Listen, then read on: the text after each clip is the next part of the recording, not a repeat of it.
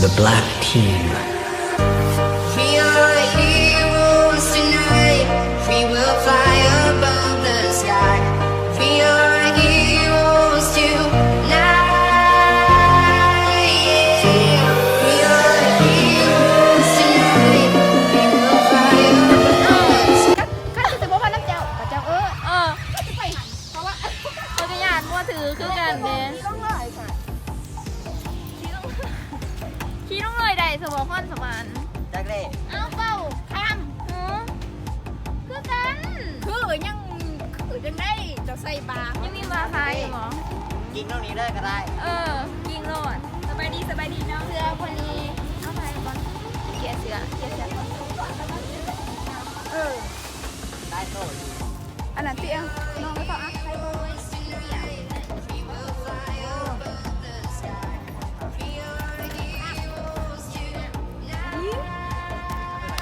คิดจะบาปเนาะ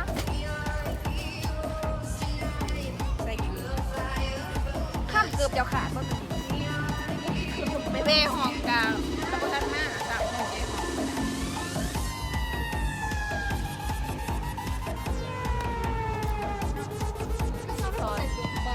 พี่น้องเก่ามานี่มีคำถามโอ้นี่จงทำสบายดี สบายดีสบายอุ้ยภาษาเราเดี๋ยวเทได้ค่ะเฮ้ย บอกอันเป็นภาษาอังกฤษโอ้ยอ่อนเลยบอดิอ่อนเลยบอไม่เป็นตีกันเลยเว้ยอ่อนเลยบอนี่ บันได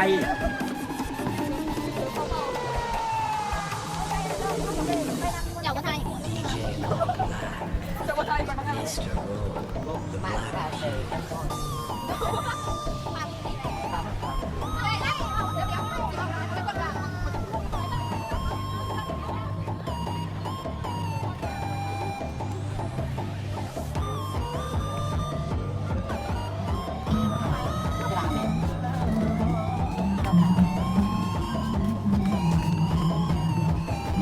อย่าลุกอะไรพวกนี้พูดอย่างเขาเดิม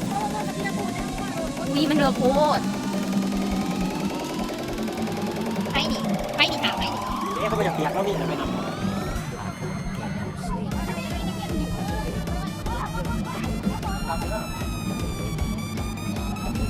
อ๋อก็สบาย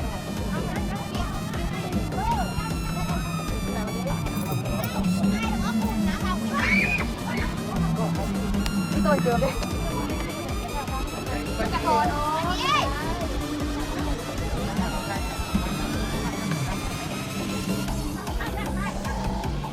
โอ้ยต้องซับเปียกเลย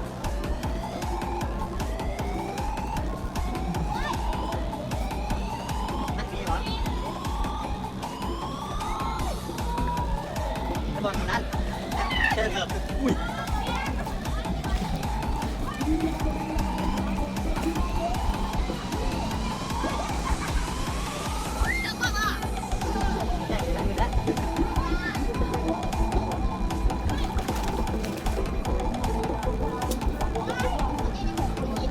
ครับคุณจะแบบ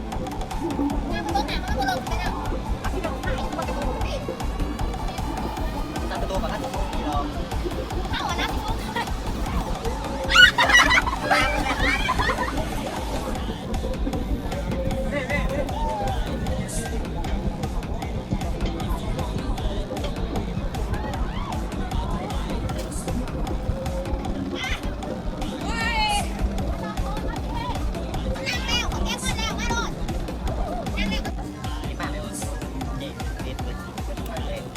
นี่เด้อเป็นบรรยากาศที่ว่าเข้ามาเหมือนนี่น้องกับบหลายคนแต่ได้ดอกคนหนึ่งก็ยังนั่งอยู่เบื้องหน้าอยู่เด้อทุกคนคนหนึ่งยังนั่งอยู่เบื้องหน้านั่งซุกซิกอยู่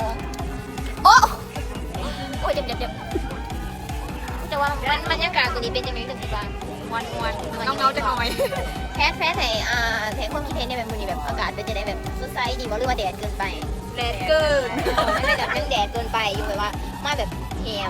แบบที่ถ้าคิดว่าเขาไม่ก็ไงกลุ่มเลยเนาะทุกคนเนาะมันนี่เนาะ ว่าจะกู้บางทีจะฝรั่งไว้พวกฝรั่ง ฝรั่งเขาทายเอาไลน์ดอกก่อนนะเราเห็น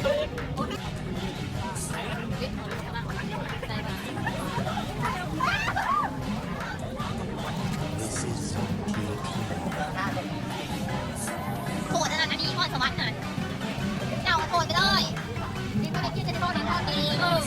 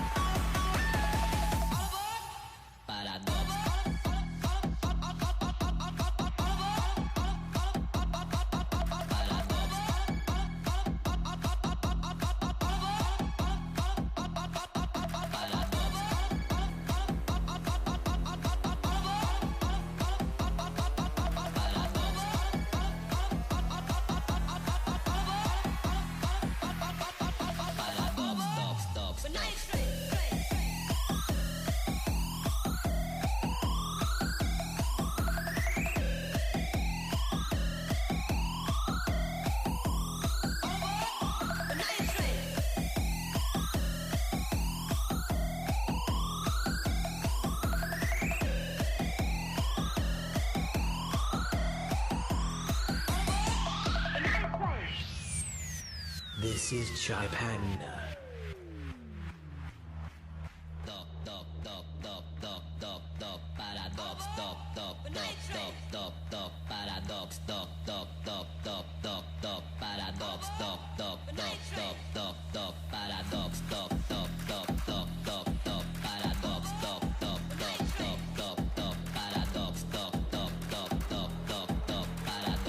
Please welcome to Langdon.